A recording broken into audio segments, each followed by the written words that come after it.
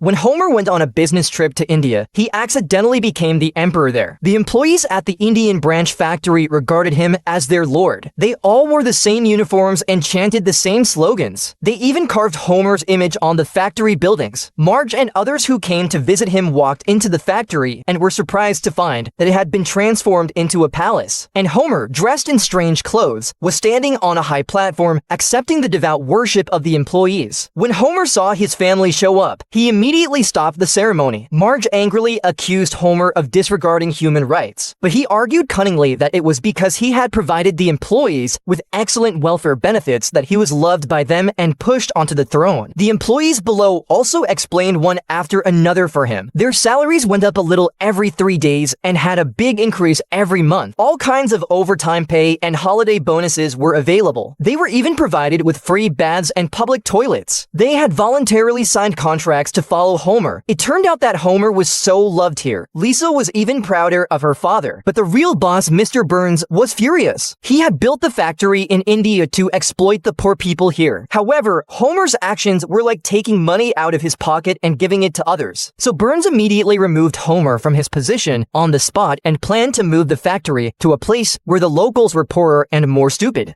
You're fired! You're all fired! Fired! Fired! Fired! All of Homer's employees were fired, but they were very happy because it was stipulated in the contracts they signed that if an employee was fired, they could get a generous severance payment, which was enough for them to live a comfortable life in India. झूठा ही सही पल भर के लिए कोई हमने प्यार कर ले झूठा ही सही 2 दिन के लिए कोई इकरार कर ले 2 दिन के लिए कोई इकरार कर ले